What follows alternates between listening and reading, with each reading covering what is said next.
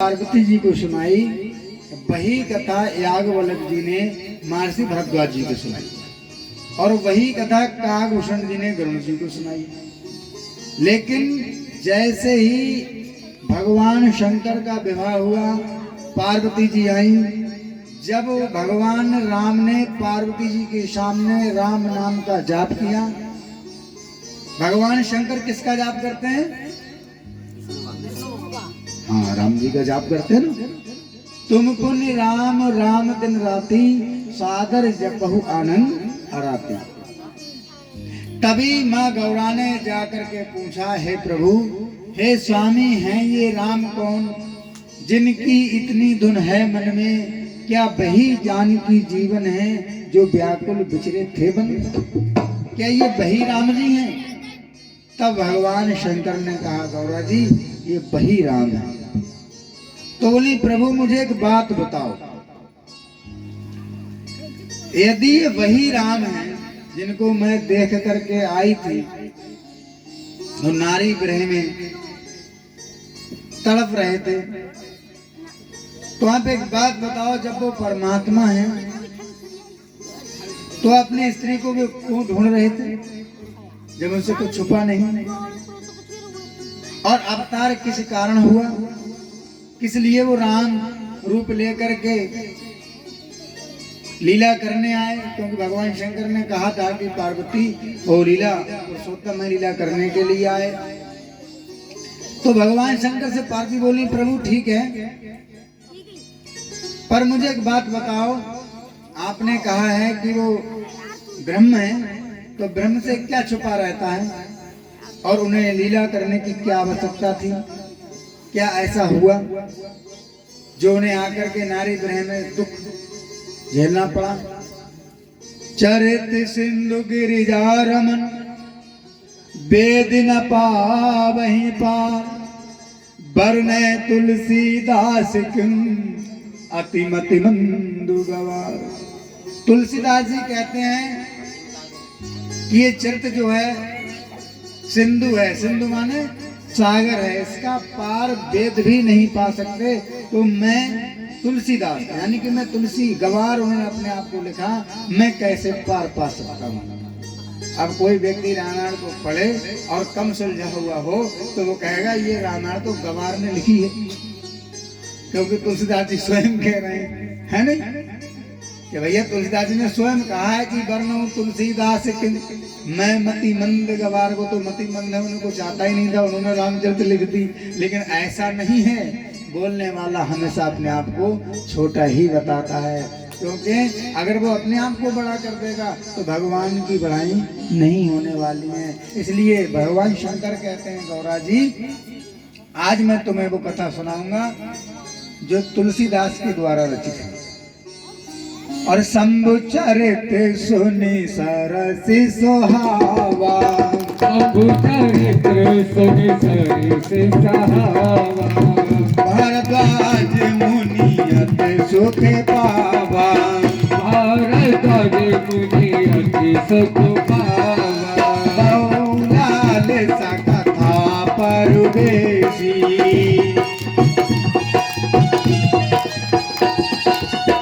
बहुलाल सा कथा परवारी, बहुलाल हरि कथा परवारी, नरनीर रोमा बलिधारी,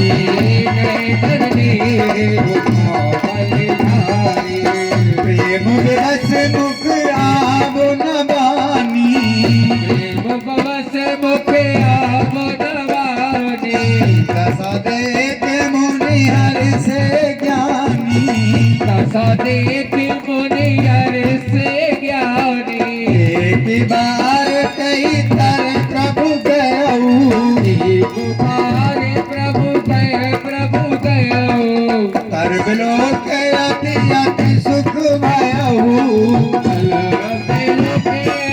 अति सुख भयो, बैठी से वो सभी को हरसाई, बैठी से वो सभी को हरसाई,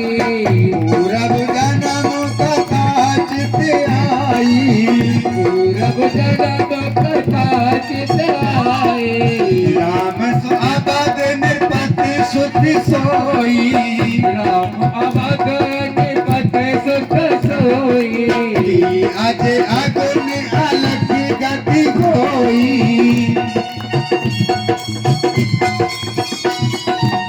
मैं बन दीक राम प्रभु आई मैं प्रभु देख राम प्रभु ताई अत भय विकल न तुम ही बताई तुम्हें निकल न तुम्हें बताई उन्हें प्रभु कहो राम अवतारा प्रभु बाल चरट गुनी कहो उदारा और राम रहे से अनेका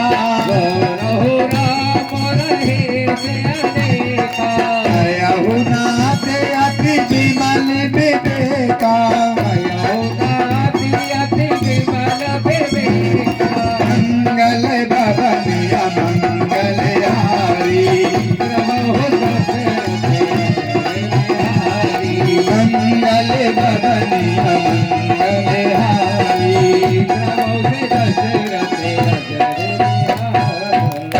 बोली रामचंद्र भगवान की।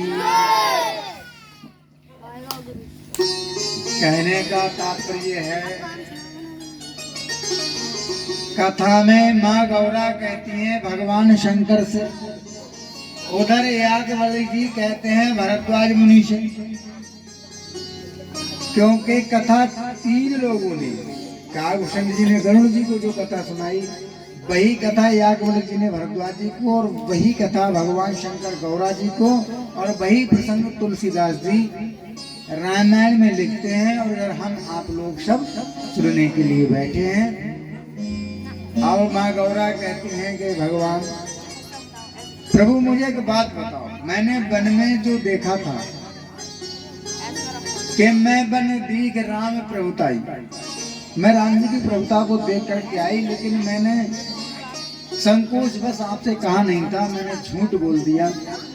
लेकिन प्रभु एक बात बताओ, क्यों ने अवतार लेने की क्या आवश्यकता थी जब वो ब्रह्म है? क्योंकि भगवान शंकर ने कहा कि गौरा जी राम क्या है?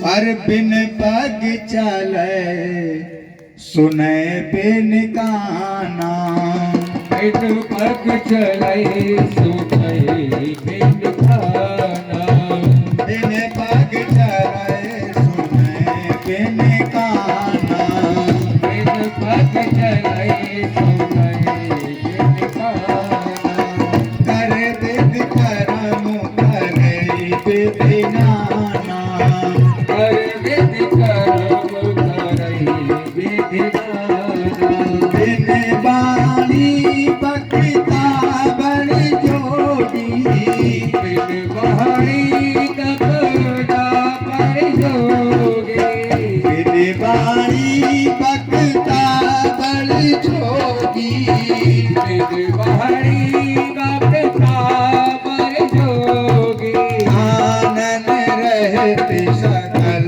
रस भोगी, आनंद रहते सकल रस भोगे, आनन रहते सकल रस भोगी।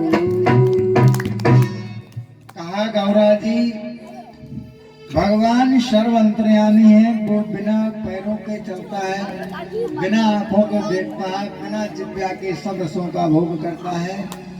तो पार्वती जी ने कहा प्रभु जब ऐसा है तो जन्म लेकर के अवतार लेकर के और ये नारी ग्रह में दुख सहने की क्या आवश्यकता थी?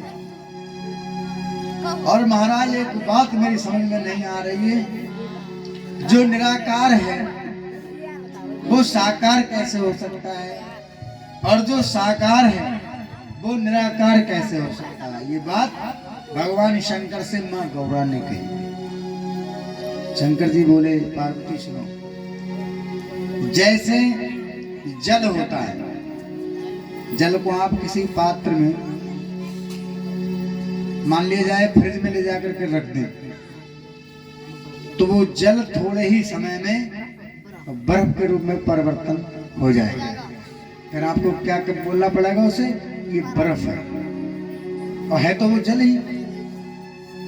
और बोले फिर उसी बर्फ को ले जाकर के सूर्य के सामने रख दीजिए, सूर्य की किरणें जब जब पड़ेंगी तब तब वो बर्फ फिर जल बन करके पिघलने लगेगा।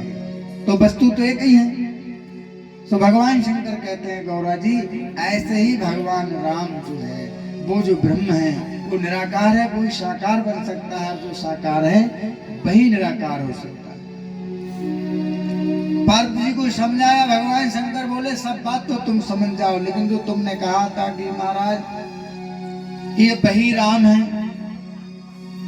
तो पार्वती बोली प्रभु देखो अब तो चाहे कैसे भी समझे, मैंने आपको गुरु बना करके आपसे पूछा है, क्योंकि अब तो आपका काम है मेरे शंका को दूर करना, मेरे भ्रम को दूर करना, क्योंकि पिछले समय में नहीं सुन पाई कथा को, लेकिन अब वो दक्ष सुता की देह नहीं है, इस समय आपकी सेवा में बैठी हुई गिरजा है। गिरजा का नाम मतलब यही है कि गिरजा जो आपके चरणों में गिर गया है, प्रभु आपके चरणों की दासी हूँ, तो आप अब मेरे संशय को दूर करिए, और जैसे ही मिटे मोह भ्रम भारी, जैसे मेरा मोह नष्ट हो, और जो मैंने पूछा है वो भी, और जो नहीं पूछा है वो भी, पुण्य कयो राम अवतारा, बाल चरित पुण्य कयो उदारा, और राम रहस्य अनेका कयो नाथ अति विमल विवेका।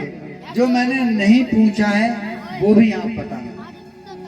तब भगवान शंकर बोले गौरा सुनो, एक बात नहीं मोह सुहानी, जदपि मोह बस कही भवानी।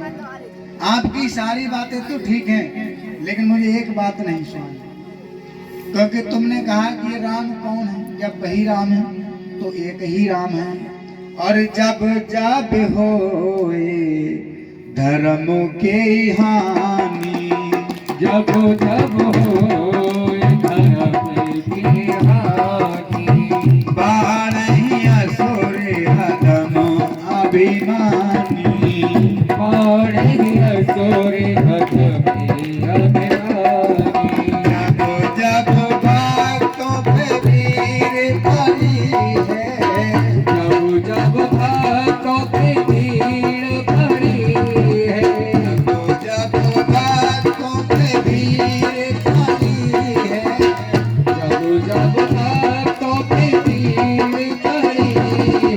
भगवान शंकर बोले गौरा जी सुनो, जब जब भक्तों पे भरी भीड़ पड़ी तब बंधे बंधन बिहारी, बिहारी जो है वो बंधन में बंध जाते हैं, फिर शंका नहीं करना चाहिए, फिर चाहे वो खंभ में हो, दशरथ जी के आंगन में हो, या चाहे जहाँ पर भी हो, क्योंकि मैं पहले ही कह चुका हूँ कि बिन पग चले सुने बिन गाना, मेरी पग चले सुबह देखा, अरे बिन कर्म करे बिघ्नाना, कर विधि कर्म करे विधाना, आनन रहते सकल रस भोगी, आनंद रहते सकल रस भोगी, बिन वाणी बकता बड़ जोगी, बिन बारी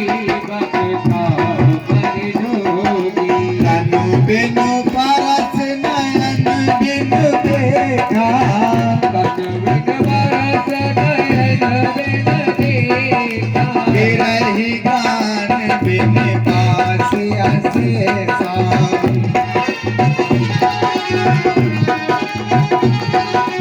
अस सब भांति अलौकिक करनी, अशिवास तलौकिक करनी, महिमा सुना चाहिए बरनी, महादास न जाए बरनी।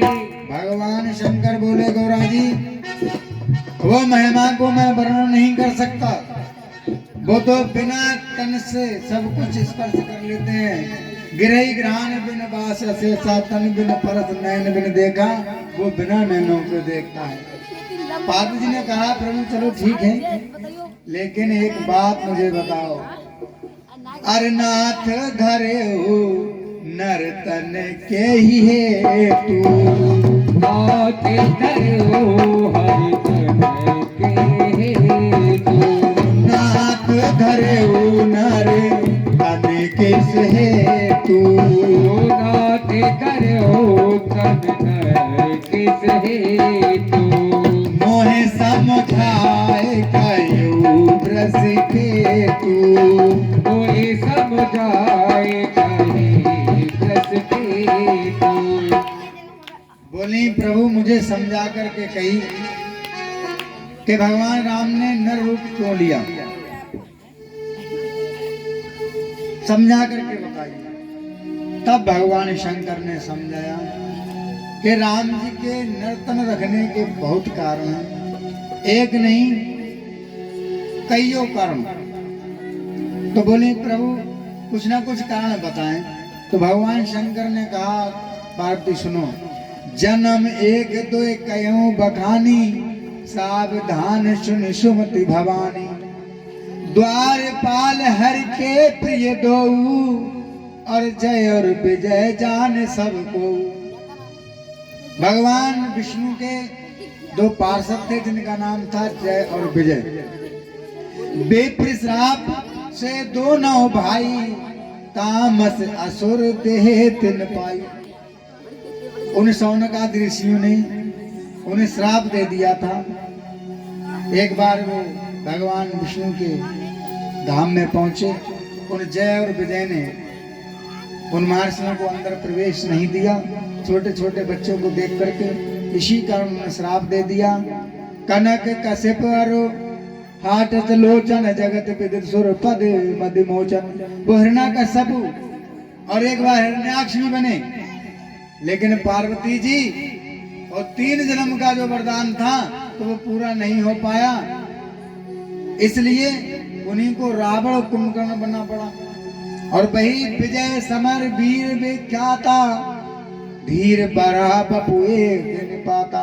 वो जय और विजय एक बार हिरण्यकश्यप बने, तब भगवान ने नरसिंह अवतार लिया, बराह रूप लिया, और वही आज रावण और कुंभकर्ण बन करके एक बार आए। इस कारण भी भगवान ने नर रूप रख करके उनका अंत किया। तो भगवान शंकर ने जो जो कारण बताया, पार्वती जब सुनती रही, भगवान शंकर बोले एक कलप तिनके हित लागी, धरे शरीर भगत अनुरागी, कश्यप अदिति तहाँ पितु माता, दशरथ कौशल्या विख्याता। एक बार मनु शत्रुपा ने तप किया तो भगवान ने आकर के उन्हें वरदान दिया, वही कौशल्या और दशरथ जी हुए। इसी कारण राम जी ने अयोध्या में जन्म लिया। पार्वती बोले ठीक है महाराज। बोले एक कारण ये भी था कि एक कलप विद अवतारा, चरित्र पवित्र कीन संसारा, एक कलप सुर देख दुखारे, समर जलंधर सब संहारे। पार्वती एक जलंधर नाम का दैत्य था जिसने मुझसे, भगवान शंकर से, ब्रह्मा जी से, विष्णु जी से सबसे वरदान लिया था, और वो किसी भी देवता को नहीं, हम तीनों को युद्ध के लिए ललकारता था, और हमने युद्ध भी किया, लेकिन हम उससे परास्त हो जाते। जलंधर। तब उसके साथ भगवान विष्णु ने उसकी जो पत्नी का नाम था वृंदा, जो आज घर घर तुलसी बनकर पूजी जाती है, इस वृंदा के सत्य के कारण वो जलंधर किसी के मारे नहीं मरता था। भगवान विष्णु ने उस वृंदा के साथ छल करके उस जलंधर का वध किया। ये जलंधर भी जाकर के रावण बना, ऐसा गोस्वामी जी ने वर्णन किया। पार्वती जी सुनती चली गई, भगवान शंकर कारण बताते चले गए। तासु श्राप हर दीन प्रमाना, कौतिक निधि कृपाल भगवाना, तहाँ जलंधर रावण भयहु, रनहित राम परम पद दयौ। बोली जलंधर भी रावण हो सकता है, ऐसा कारण रामचरित में भगवान शंकर गौरा जी को और भरद्वाज जी याज्ञवल्क्य जी को समझा रहे हैं। एक जन्म का कारण यहाँ जही जग राम धरी नरदया, प्रति अवतार कथा प्रभु केरी, सुन मुन बरनी कह गए हूँ गनेरी।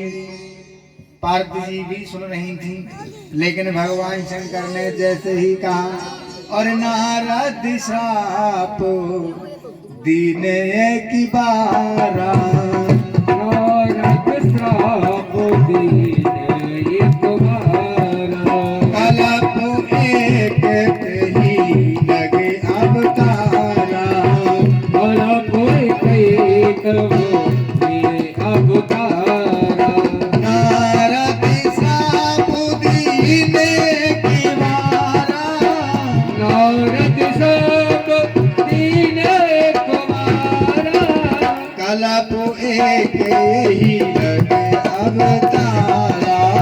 कलप एक अवतारा। जैसे ही भगवान शंकर ने कहा नारद श्राप दीन एक बारा, यही कल्पते लग अवतारा। पार्वती जी जिस आसन पर बैठी थी वहीं चौंक गई। बोले महाराज आपने जो जो कारण बताए वो सब ठीक है, लेकिन गिरजा चकित भई सुनवानी, नारद विष्णु भगत पुण्य ज्ञानी। जैसे ही भगवान शंकर ने कहा कि नारद जी ने श्राप दिया, मैं गौरा चौंक गई। बोले ऐसा कैसे हो सकता है, कारण कवन श्राप मुनि दीना, का अपराध रमापति कीना।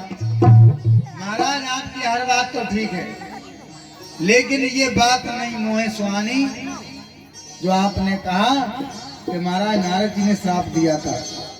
नारद श्राप दीने के बारा, कलप एक तही लग अवतारा, गिरजा चकित भई सुनवानी, नारद विष्णु भगत पुण्य ज्ञानी। कारण कवन नाथ श्राप मुनि दीना, का अपराध रमापति कीना।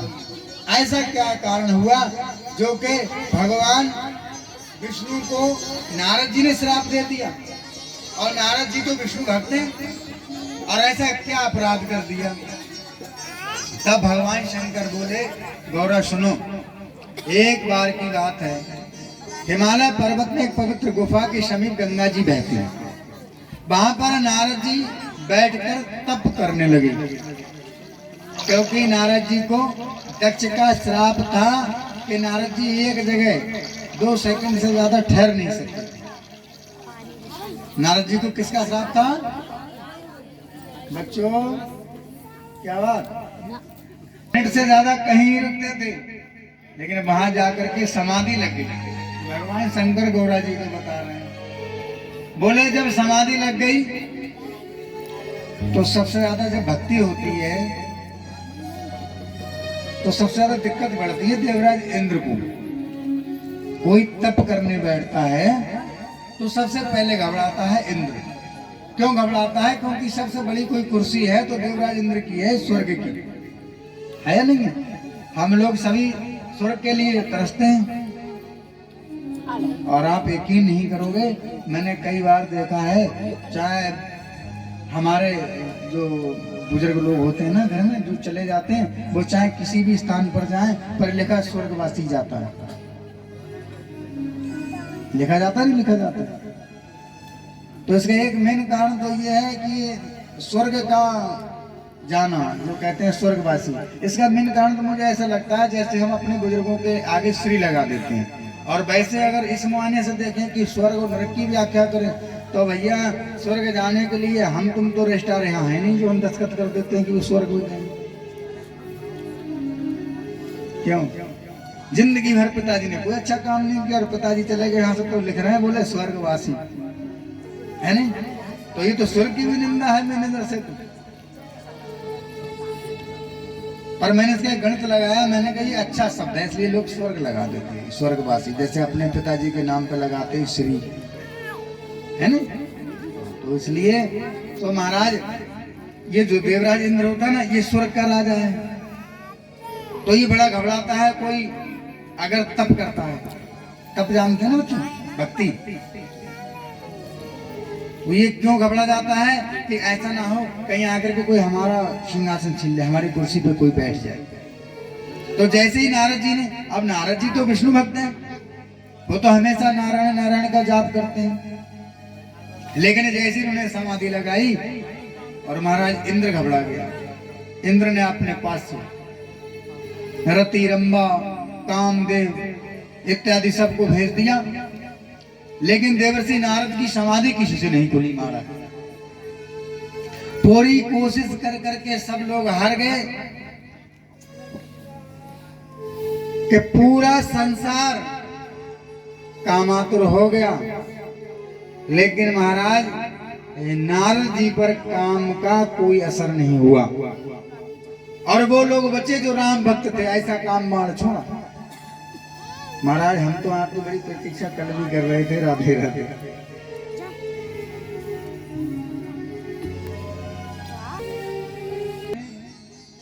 अपना तप नहीं छोड़ा। गोस्वामी जी ने वर्णन किया कि पूरा संसार कामातुर हो गया, वो लोग बचे जो राम जी के भक्त थे और नारद जी को वो काम नहीं व्यापा। अब कामदेव ने सोचा कि मैंने जिसको जाकर के सताया है, भगवान शंकर के भी पास पहुंचे थे कामदेव, तो भस्म हो गए एक कल्प में। इसे डर लगा अब कोई आदमी आपको बार बार छेड़े और आप नहीं बोले तो वो भी मन में सोचेगा भैया ऐसे भी क्रोध नहीं आ रहा, आ गया मामला गड़बड़ उल्टा सीधा कर देगा। सो कामदेव था बड़ा चालाक। इसने सोचा नारद जी को कुछ नहीं हो रहा है और मैंने इन्हें बहुत परेशान किया है, तो अब काम चलने वाला नहीं है। तो नारद जी का इसने अब बुरा करना छोड़ दिया, अच्छा करने लगा। अच्छा क्या करने लगा, ये पास में जा करके नारद जी के कानों में, जो नारद जी अभी कर रहे थे ओम हरिओम हरिओम हरिओम जो जाप कर रहे थे ना, वहीं जाकर के कान के पास बैठ करके नारद जी के पास कहता है, महाराज जय हो आपकी जय हो, देवर्षि नारद आपकी जय हो, प्रभु आप जैसा कोई नहीं है, आप जैसा कोई नहीं। मतलब नारद जी तो भक्ति कर रहे थे भगवान विष्णु की, वो तो तप कर रहे थे, लेकिन कामदेव ने सोचा अब काम बनने वाला नहीं है, तो उसने नारद जी की स्तुति चालू कर दी। क्यों कर दी कि नारद जी को पता लगेगा और कहीं श्राप दे दिया तो मैं तो ढेर हो जाऊंगा, इसलिए इसने नारद जी की स्तुति चालू कर दी। और महाराज कभी कभी क्या होता है कि ये नारद जी की कथा बता रही है कि कभी कभी लोगों को चाहे कितना भी उत्साह वो नहीं उठेंगे, लेकिन स्तुति कर दो। अगर झूठी तारीफी करने वाले से भी सावधान रहना चाहिए। कभी कभी ज्यादा तारीफ हो जाए तो अपना काम मत छोड़ो, है नहीं। नारद जी अभी तप कर रहे थे और जैसे ही कामदेव ने कहा महाराज आपके जैसा कोई नहीं है, आप तो ब्रह्मा जी को भी हरा दिया, आपने तो भगवान विष्णु को भी पीछे छोड़ दिया और भगवान शंकर को भी, आपसे बड़ा कोई तपस्वी नहीं है, आपके यहाँ मैं आया मेरे काम का कोई असर नहीं हुआ। नारद जी के कानों में जब अच्छी अच्छी बातें गई, तारीफी करी, तो बोले वाह अब तो हमारा तप पूरा हो गया। और नारद जी वहां से उठ करके खड़े हो गए और कामदेव कांप रहा था डर के मारे, बोले कहीं श्राप ना दे दें, लेकिन नारद जी भूल गए। बोले बताओ क्या चाहिए, बोले महाराज कुछ नहीं, बस जय हो आपकी जय हो, देवर्षि आपकी जय हो। अब देवर्षि ने सोचा कि भैया हमने इतना बड़ा भारी तप किया और यहाँ पर देखा किसी ने नहीं, क्योंकि सब लोग तो भगते थे, कामदेव भी बचे थे, परिक्रमा करके नारद जी की वो भी छटक ली। नारद जी ने सोचा मैंने इतना बड़ा तप किया और कामदेव ने मेरी इतनी प्रशंसा की, पर ये प्रशंसा किसी ने देखी नहीं। अब ये पता कैसे चले लोगों को कि मैं इतना बड़ा तपस्वी हूं। नारद जी ने वहीं से अपनी वीणा उठाई और श्रीमन नारायण नारायण नारायण, श्रीमन नारायण नारायण नारायण, सभी लोग भाषण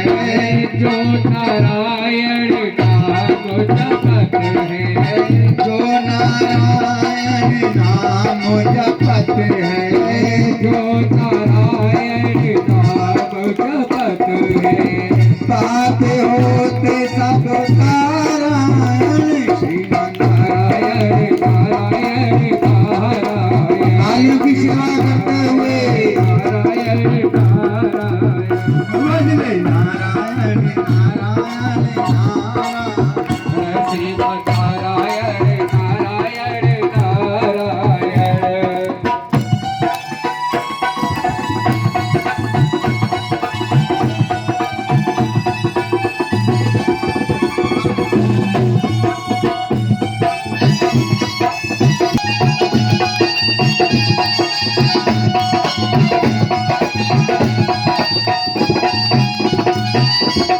बोलिए गोविंद भगवान